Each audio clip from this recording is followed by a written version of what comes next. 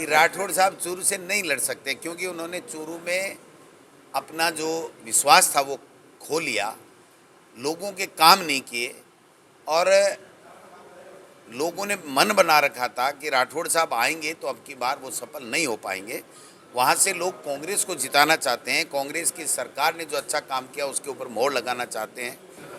देखिए, कांग्रेस की पहली सूची आज आई है जिसमें 5-4 हम लोगों को टिकट दी गई है, मुख्यमंत्री जी को, सीपी जोशी जी को, मुझे, हरीश चौधरी जी को, और बाकी युवा हमारे जो विधायक हैं या प्रत्याशी हैं उनको टिकट दी गई है, 9 महिलाओं को टिकट दी गई है, सबको साथ लेकर के।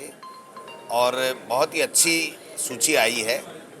लोगों ने 5 साल में लोगों के बीच में काम किया, जिन लोगों ने, उनको पहली सूची में डाला गया है। अभी और सूचियां आनी बाकी हैं।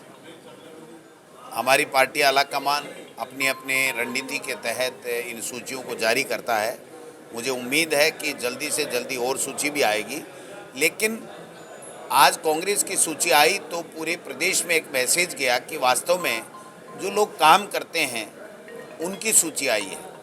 और जब भारतीय जनता पार्टी की पहली सूची आई थी तो लोग बात करने लगे कि भाई इनके बारे में तो कभी सुना ही नहीं था।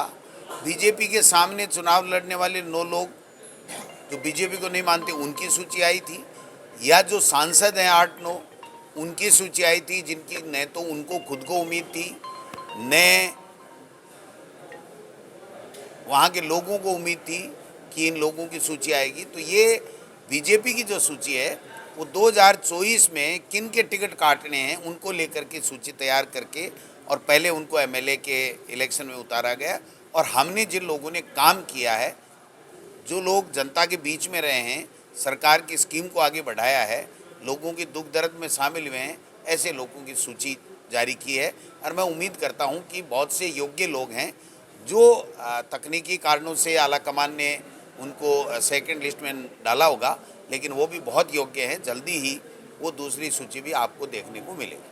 नहीं, कांग्रेस ने कोई सांसदों को नहीं उतारा, सांसद थे ही नहीं भाई, हमारे तो पूर्व सांसदों को भी नहीं दिया। ये भारतीय जनता पार्टी ने सांसद जो है उनको उतारा, तो इसलिए उतारा कि उनकी इनकम्बेंसी होगी। 10 साल में उन्होंने फील्ड में काम नहीं किया, और काम नहीं किया तो आप समझ सकते हैं कि उनकी टिकट आगे कटने वाली थी। तो उनको 3 बार जो बीजेपी हार गई थी उन सीटों पे उम्मीदवार बना दिया कि या तो आप फिर हार जाओ और जीत जाते हो तो ठीक है, नहीं तो फिर हार जाते हो तो कहेंगे आपको किस बात का एमपी, आप तो जाइए अपने घर, आप तो एमएलए नहीं जीते, आप एमपी कैसे लड़ो। तो वो 2024 की तैयारी कर रहे हैं, 2023 भूल चुके हैं, क्योंकि 2023 में राजस्थान की जनता ने कांग्रेस की सरकार वापस रिपीट करने की ठान ली है। मैं तो पहले ही कह रहा था कि राठौड़ साहब चूरू से नहीं लड़ सकते, क्योंकि उन्होंने चूरू में अपना जो विश्वास था वो खो लिया, लोगों के काम नहीं किए और लोगों ने मन बना रखा था कि राठौड़ साहब आएंगे तो अब की बार वो सफल नहीं हो पाएंगे। वहाँ से लोग कांग्रेस को जिताना चाहते हैं, कांग्रेस की सरकार ने जो अच्छा काम किया उसके ऊपर मोहर लगाना चाहते हैं।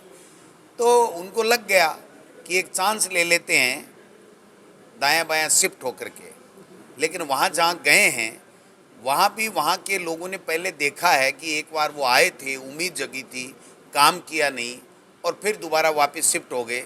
अब उनको कैसे विश्वास होगा कि राजेंद्र जी राठौड़ दोबारा चुनाव जीत करके 5 साल काम करेंगे और फिर यहाँ से चुनाव लड़ेंगे। तो मैं समझता हूँ कि ये सब मैं जो कह रहा था वही हुआ है, क्योंकि अब की बार भारतीय जनता पार्टी के बहुत से दिग्गज चुनाव नहीं जीत पा रहे हैं, क्योंकि हमारी कांग्रेस की सरकार ने काम अच्छा किया है और वो प्रतिपक्ष की भूमिका निभा नहीं पाए हैं।